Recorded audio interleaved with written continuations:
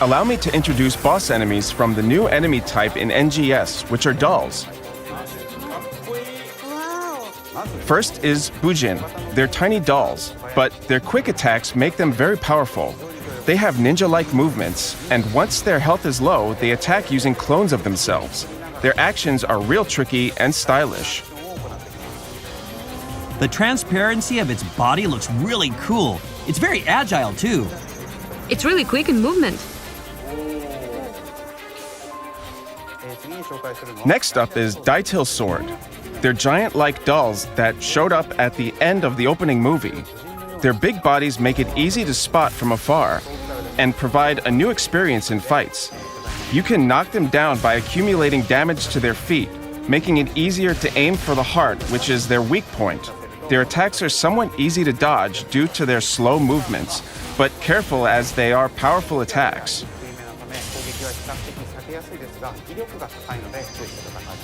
Wow, this attack looks really lethal. What a devastating attack. Everything's turned red. It's really angry, that's for sure. Also, NGS has enemies called Formers, who resemble Sylvants from the old PSO2. Allow me to introduce you to some of these Formers who pose as boss enemies. The Crag Bear have big attack motions, making them predictable.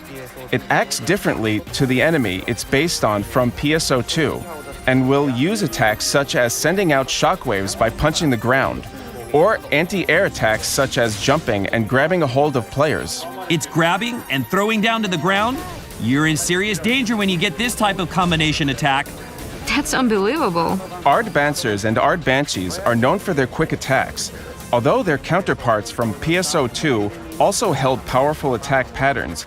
They have powerful wind howling attacks and wind cutters added, allowing them to fight against long-range and airborne players just like the Crag Bear.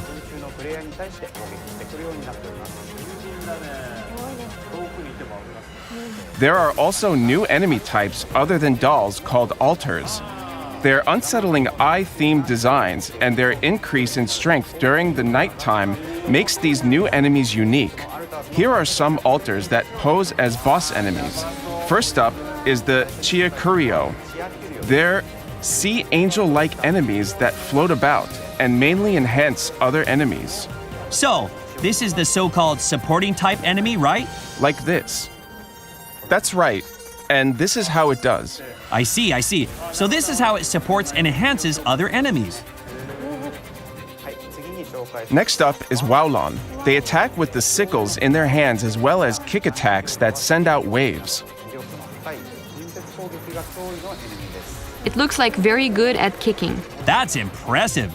It seems it creates some shockwaves as well. This is going to hurt a lot. Very, very dangerous. The tail also looks dangerous. We will be providing additional information on exploration sections. In previously shown information, we stated that the open field will have up to 8 players, but in actuality, that was the case for the combat sections. But in the exploration sections, a total of up to 32 players can play together at once. Exploration sections allow for gathering materials, finding new locations, hunting for certain enemies, and so on, allowing you to explore the area, which is why there are less enemy encounters than the combat section. But there are special enemies that only appear in exploration sections. One type of those enemies are the dread enemies, that are powerful, higher-level variants of the same that appears normally and pose as a boss of the area. Their HP and strength are increased, so avoid fighting them until you're higher level. There are also Gigantics that appear under very specific conditions. They have much higher levels than the dread enemies and end up leaving after a set time, so working together with other players is absolutely necessary. I think I can handle this, because I'm tall. You can. You feel confident against the big ones, huh? Here, he's attacking its weak point. So 2 NGS will have 8-player combat. Many were disappointed due to PSO2 originally having 12-player multiplayer sessions, which meant the scale was tinier this time. However, that was only the case for combat sections, which focus on fighting enemies. But instead, within the exploration section, you can play with up to 32 players. The 32-player sessions must have been a surprise for users as it was only revealed once. They actually played the closed beta test. The evolved multi-party system, which allows for seamless matchmaking by simply being in the field, is best experienced than just hearing about it.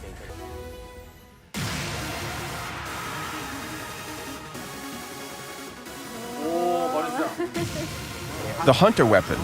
The Partisan is a Naginata-like weapon.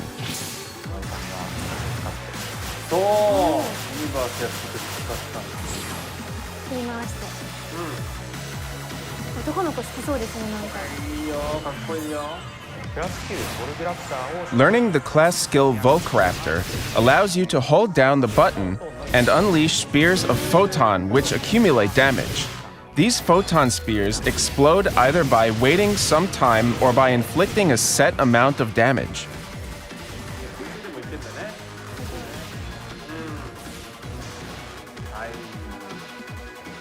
Another weapon for hunters, Wired Lance, has the largest area of normal attack for hunter weapons.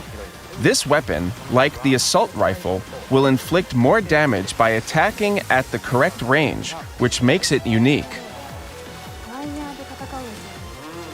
By using the weapon action Wired Anchor, you can close in on enemies, so it may be interesting to see how you can combine this with other weapons via multi-weapons.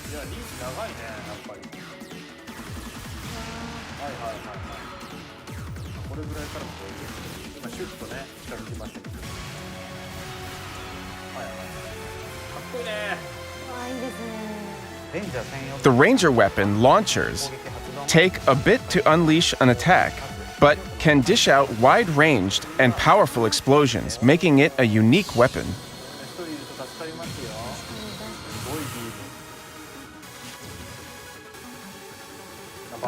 Since you can use your normal attacks while on the move, you can mitigate the time it takes to attack in the combat by playing correctly.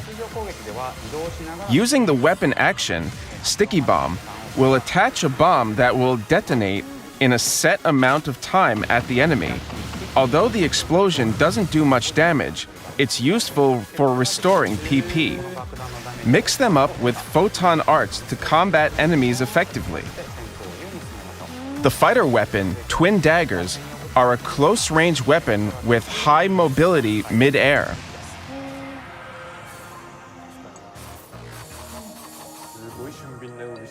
High mobility combat is possible with this weapon, and learning a certain class skill will allow you to attack propelling forward after normal attacking at a specific timing after a PA.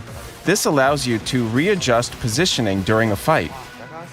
The weapon action Dagger Spin allows you to guard and move in emergencies. Another fighter weapon, the Double Saber, can hit multiple times in a short span. Using a PA will activate a whirlwind, which strengthens as you hit enemies. The weapon action Saber Parry works like the Wand Parry and is useful for blocking enemy attacks.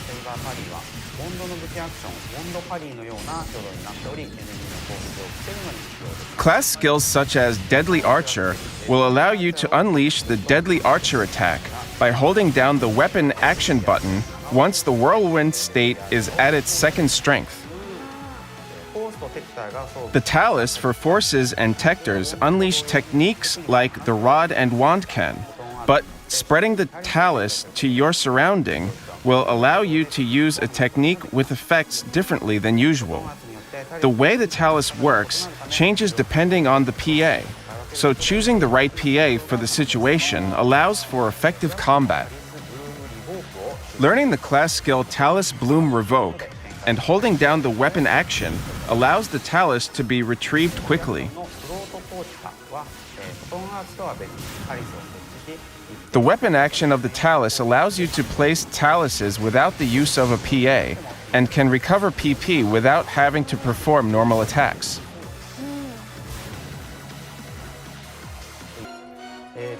The outerwear and cast parts in PSO2 NGS are similar to accessories and hairstyles in that they are registered to your character by consuming a ticket just like other avatar items.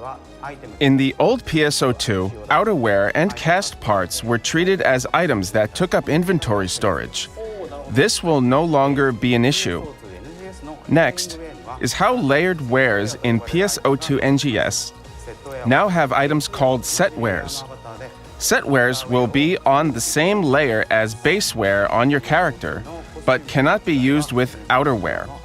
The difference with outfits from the old PSO2 is that, just like NGS outerwear and parts, these are also registration based through tickets. Now, regarding the weapons camos that changed your weapon's look.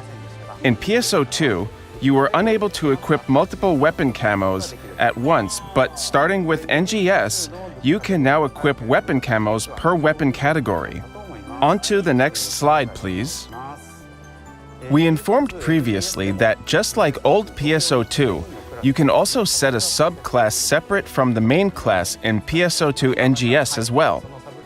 Let me point out some differences on the subclass this time around. The biggest difference is that the stats of the subclass will no longer affect the main class. Though all weapons, PA, and techniques available for the subclass will be usable. Also, some class skills such as those that impact your usable weapons will affect the main class as well. Next, regarding skill points to learn class skills. In the old PSO2, you gained skill points whenever you leveled up. In NGS, however, completing cocoons and towers will award you with them. Obtained skill points can also be used on all classes. Since skill point acquisition is account-based, you can use skill points on a new character immediately on the same account. As a new feature to item customization, you can now limit break weapons and armor. Low rarity equipment have low enhancement caps, but by utilizing limit breaks, you can increase this cap, making it possible to enhance them even further.